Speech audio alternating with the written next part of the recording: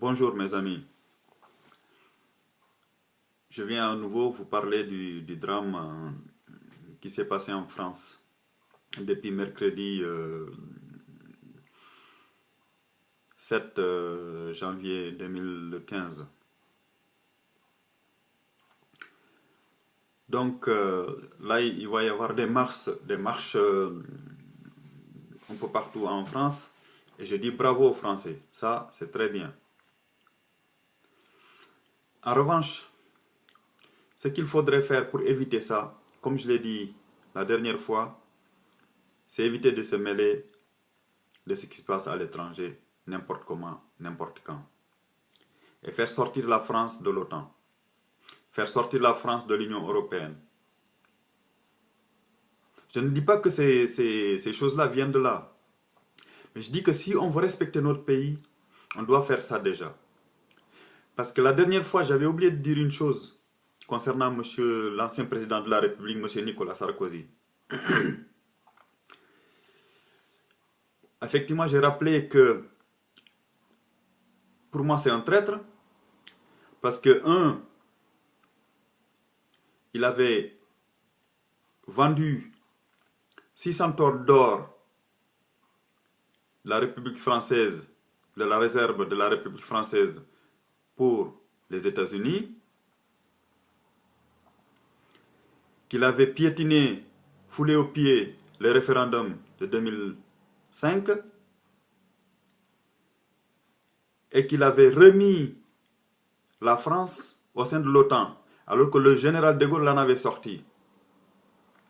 Ensuite, pour vous prouver que c'était une traîtrise qu'il avait commise, c'est parce qu'avant de faire ces trois actes-là, il avait fait supprimer par les députés la loi qui condamnait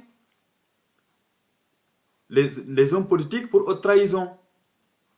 Donc ils avaient supprimé la loi pour haute trahison avant d'introduire la France dans l'OTAN, de supprimer, de vendre les 600 tonnes d'or de la réserve française et de piétiner au pied le référendum de 2005. Voilà. Il faut quand même rappeler une chose, c'est que depuis des années, depuis très longtemps, les élites, on va dire que depuis presque toujours, les grandes élites françaises ont toujours été traîtres à la République. Ça, il faut rappeler depuis la Révolution. Il faut se rappeler que durant la Révolution de 1789, quand la France a été envahie, tous les généraux étaient presque contre la France.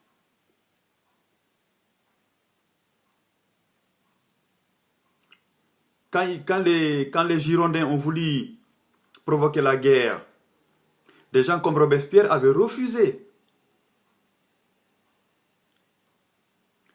Et quand on s'est engagé dans la guerre contre la Prusse et contre l'Autriche, on était en train de la perdre. Et tous les généraux étaient presque du côté de l'Autriche. C'est ainsi que Lafayette avait trahi la France, Dumouriez avait trahi la France. Et là, je parle de 1789. Voilà, donc ça a commencé depuis ce moment-là. Et ensuite, il faut se rappeler de l'histoire de Jean Monnet et de Robert Schuman, qui étaient aussi des traîtres à la République française, parce que Jean Monnet, il a été démontré que c'était un agent des États-Unis. Ensuite, il y a eu l'histoire de la loi de janvier 1973 qui obligeait la France à emprunter auprès des marchés financiers au lieu d'emprunter auprès de la Banque de France. C'est une loi qui a été votée par Pompidou-Giscard. Et ensuite, il y a eu la loi Guesso, qui est une vraie forfaiture aussi. Ensuite, il y a eu Chirac, qui a reconnu que la France était responsable de Vichy, alors que le général de Gaulle avait considéré que Vichy n'était pas la France. Et Chirac avait considéré que voilà, les crimes qui avaient été commis par Vichy étaient des crimes de la République française. Et ensuite, il y a eu Nicolas Sarkozy. Donc, ce n'est pas nouveau. Et ces gens-là, ils nous disent qu'ils aiment la France, ce que je ne comprends pas, franchement. Parce que quelqu'un qui aime son pays, il ne va pas l'avilir à ce point-là. Comme j'ai dit encore, si on veut que ce pays soit respecté par les gens qui sont venus d'ailleurs, il faut que nous-mêmes, nos élites, le respectent. Parce qu'il faut quand même se rappeler une chose, c'est que la France, si je ne me trompe pas, c'est le seul pays au monde, je n'en connais pas d'autres, je ne dis pas qu'il n'y en a pas, c'est le seul pays que je connaisse au monde qui, quand vous mettez votre drapeau français, vous êtes traité de fasciste. Alors que dans tous les pays du monde, vous pouvez brandir votre drapeau, même si ce n'est pas en cas de fête. Parce qu'en France, on ne brandit des drapeaux que lors du 14 juillet et lors des grandes manifestations.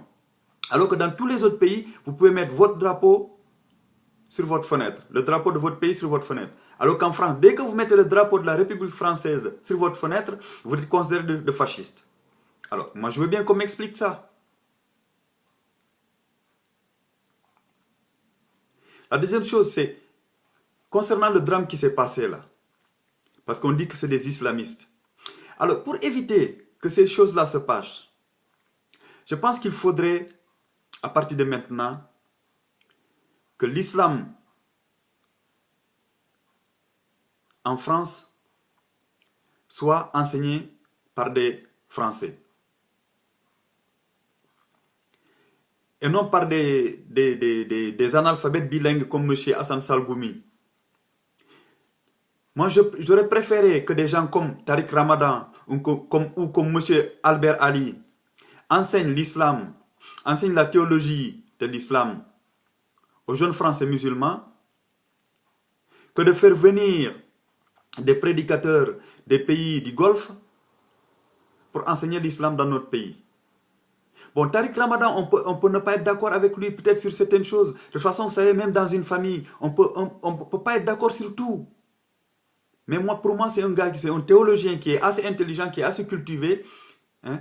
C'est comme M. Albert Ali. Hein. C'est un gars qui est très très raisonnable et qui est très cultivé. À mon avis, c'est des gens comme ça qu'il faudrait mettre pour enseigner l'islam en France. Et là, ça sauvera l'islam de notre pays. Parce que franchement, tel que c'est parti, moi je crains que les choses qui sont passées se récidivent. J'espère pas, j'espère franchement pas que ça va se reproduire. Parce que voir des gens mourir comme ça, aussi bien les gens qui ont tué et ceux qui ont été tués, hein, je veux dire que aussi bien les gens qui sont considérés comme des terroristes, ils ont été tués aussi. Et ils ont tué il y a eu 17 personnes qui sont mortes, plus eux, ça fait 20 personnes. En moins de 2 ou 3 jours. Dans des massacres horribles. Donc, voilà. Ça, je pense qu'il faudrait qu'on revienne à des choses beaucoup plus sincères et beaucoup plus nécessaires. Parce qu'il faut que les hommes politiques arrêtent leur charabia insipide en disant que oui, celui-ci il est bien, celui-ci il est... Non, mais ça n'a aucune importance. Ce qui est important,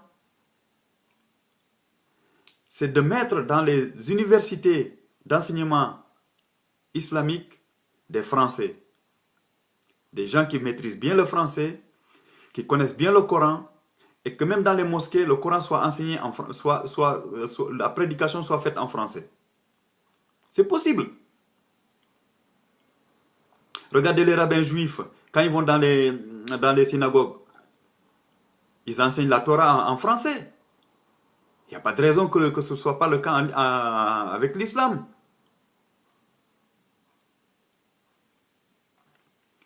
Voilà, l'autre chose que je voulais aborder, c'est l'histoire de la censure.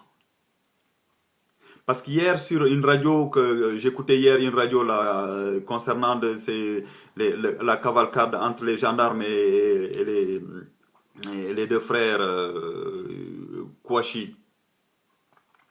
Parce que j'ai entendu dans une radio un journaliste dire, oui, une fois que le dénouement était terminé, une fois que disons que tout est rentré dans le calme, il a diffusé un entretien téléphonique entre un des frères Kouachi, qui était dans le local, dans l'imprimerie, et un journaliste. Et il disait que voilà, il a expulsé tout ce qu'on ne pouvait pas entendre. Mais qu'est-ce que ça veut dire? Mais moi, je suis contre ça. Ou on fait écouter les gens tout ce que M. Cherif Kouachi a dit, ou on ne fait rien écouter. Parce que ça s'appelle une censure. C'est comme le fait de dire aux gens, vous ne devez pas lire Mein Kampf, ou vous ne devez pas lire le protocole des sages de Sion. Si, tous les livres devraient être enseignés. Et les enseignants devraient être formés pour faire comprendre aux gens ce qu'il y a de bien et ce qu'il y a de pas bien. Parce que si vous interdisez un livre, vous savez bien que les gens, ils sont curieux.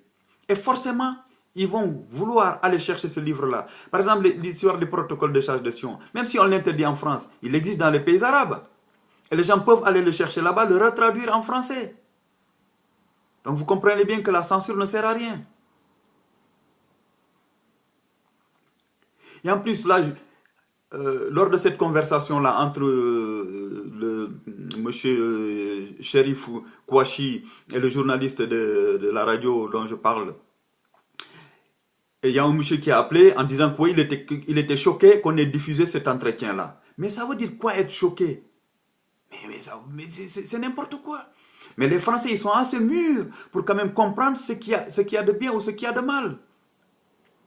C'est pas parce qu'il y a quelques cinglés qui tirent sur des gens qu'on va prendre tous les Français comme des débiles mentaux.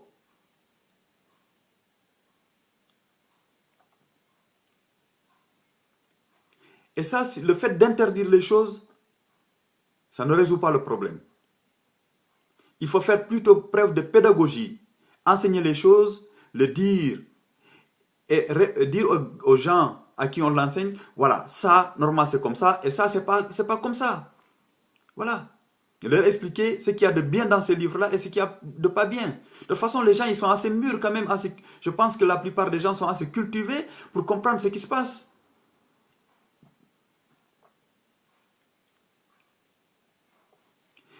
D'autre chose aussi, ce qui se passe en France, c'est que vous avez des juges, des avocats et des procureurs.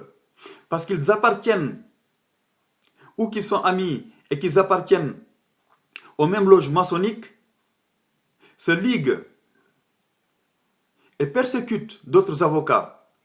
Là, je reparle de maître François d'Angléan, qui est persécuté parce qu'il défend des causes qui ne conviennent pas à ses juges, à ses procureurs et à ses avocats.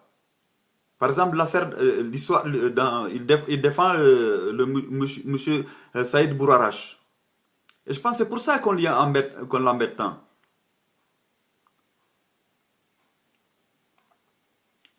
Et ces juges, ces procureurs et ces avocats poursuivent aussi des citoyens.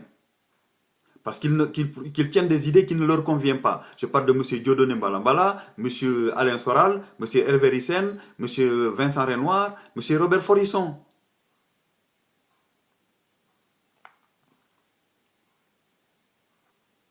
D'ailleurs, notre République est souvent surprise par certains côtés de la jeunesse. Bon, si je prends l'exemple de ce que dit Tepa, l'animateur de Meta TV, il dit effectivement il y a un bug dans la matrice. Enfin, moi, je préfère dire il y a un dérèglement de la matrice ou du programme des hommes politiques, dans la politique française. C'est par exemple le fait de voir des musulmans marcher aux côtés de catholiques. Normalement, ce n'est pas prévu ça dans le logiciel des hommes politiques. Donc que des musulmans défilent à côté des catholiques, ou que des jeunes qui étaient dans des associations antiracistes soient complètement contre ces associations-là actuellement. Ça, ce n'était pas prévu non plus. Et comme c'est de voir que des jeunes dont les parents sont issus de l'immigration sont contre l'immigration de masse. La plupart des jeunes qui sont nés en France alors que leurs parents sont d'origine étrangère ne veulent plus de l'immigration de masse. Parce qu'ils se rendent compte que cette immigration-là joue en leur défaveur. Et ça non plus, ce n'est pas prévu dans le logiciel de nos hommes politiques français. Ce n'est pas inscrit dans leur logiciel que des jeunes issus de l'immigration ne veuillent pas de l'immigration, que des jeunes de l'immigration détestent les associations antiracistes et que des musulmans défilent auprès de catholiques. Non, non, ça c'est pas prévu. C'est pour ça que chaque fois que des choses comme ça sont faites, on traite ces gens-là de fascistes ou de racistes ou de nazis. Voilà où on en est arrivé. Moi je pense que dans un pays qui se dit démocratique, il faut installer une justice véritablement démocratique. Une justice citoyenne. Et non pas une justice des institutions, des juges. Parce que la justice n'appartient pas aux gens qui le rendent. Ils sont là pour servir les citoyens français. Et non pas pour se servir de la justice. Au fin de poursuivre les gens dans leur but personnel. Dans leur querelle personnelle.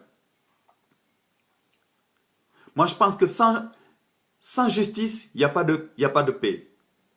Sans justice, il n'y a pas de liberté. Sans justice, il n'y a pas de fraternité. Sans justice, il n'y a pas de liberté. Et je vous rappelle que notre devise nationale, c'est liberté, égalité, fraternité. Je répète que sans justice, il n'y a pas de liberté. Sans justice, il n'y a pas d'égalité. Sans justice, il n'y a pas de fraternité. Et sans justice, il n'y a pas de paix. La justice est le pilier central et essentiel de toute démocratie. Parce que si on se met à piétiner la justice, ça on va à la catastrophe. Parce qu'il faut savoir que la plupart des jeunes qui se radicalisent se sentent malmenés par nos tribunaux. Honnêtement, c'est ce que je pense. Après, je peux me tromper. Et je reviens aussi sur le fait d'armer les populations. Je rappelle qu'aux États-Unis, ils ont l'autorisation de s'armer. Tous les Américains, ils sont armés. Effectivement, il y a de temps en temps des massacres par des armes aux États-Unis.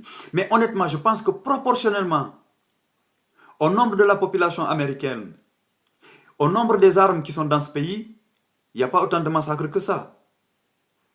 Parce que j'appelle que la plupart des Américains, la majorité des Américains sont armés.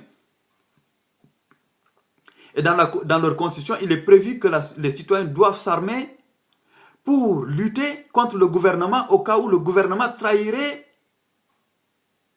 les États-Unis d'Amérique. Et les Suisses, c'est pareil. Je rappelle que les Suisses ont l'autorisation de port d'armes. Hein. Tous les citoyens suisses sont armés. On n'entend pas des massacres tous les jours en Suisse, je ne pense pas.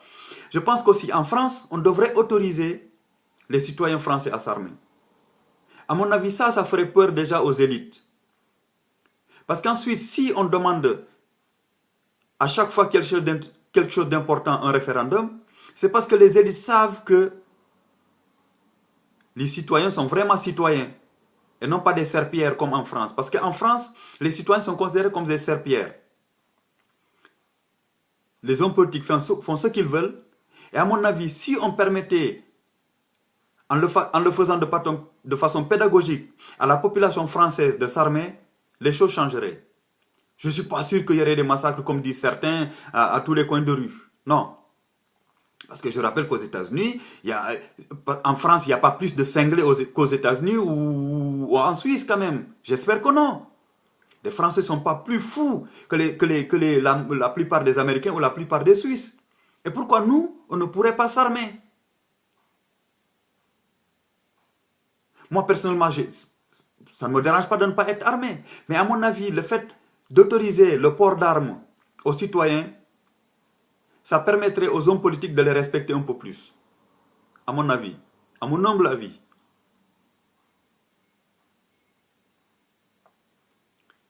il ne s'agit pas de dire qu'il faut armer pour aller tuer des gens. Je rappelle qu'aux États-Unis, ils sont pratiquement tous armés et il n'y a pas des meurtres tous les jours. Il y en a, certes, mais proportionnellement au nombre à la population et au nombre de gens qui sont armés dans ce pays-là, ainsi que la Suisse, il n'y a pas tant de massacres que ça. Les gens ne s'entretuent pas en permanence, tout le temps. Évidemment, de temps en temps, vous avez toujours un gars qui est détraqué, qui sort une arme et qui tue des gens dans un lycée ou dans une université. Ça, on ne peut pas l'exclure malheureusement. Parce que le risque zéro n'existe pas.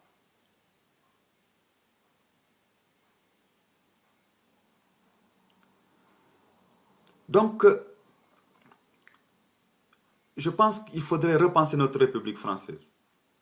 Il faut installer une justice véritablement démocratique et citoyenne pour sauver notre liberté, égalité et fraternité. Je rappelle que sans justice, il n'y a pas de liberté, sans justice, il n'y a pas de fraternité, sans justice, il n'y a pas d'égalité.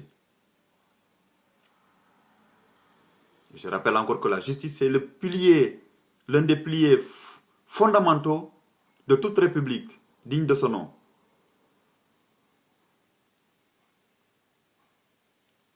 Parce qu'on parle de tuer, mais on peut tous être tués un jour. Moi, je peux un jour descendre de ma maison, en ouvrant la porte de mon lieu de travail, quelqu'un peut me tirer dessus ou peut me planter un couteau dans le dos.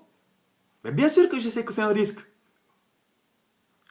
Ça y est, la vie, la seule façon, comme disait Jean-Marie Bigard, de ne pas risquer de mourir, c'est de ne pas naître. Du moment qu'on est né, de toute façon, on mourra tous. On le sait, ça. Donc demain, je peux me faire tuer dans la rue. De toute façon, moi, je n'ai pas peur. Quelqu'un, par exemple, qui vient me braquer, je lui dirai, la seule chose que je demanderai à la personne, c'est de ne pas me blesser, pour que je ne reste pas handicapé à vie. S'il me tue, bah, c'est pas grave. Voilà, de toute façon, je mourrai un jour. Que ce soit aujourd'hui, demain ou plus tard, ça n'a pas d'importance. L'essentiel, c'est ce qu'on fait et non pas ce qu'on est. Voilà, c'est tout ce que je voulais vous dire aujourd'hui. Merci d'avance et à la prochaine fois.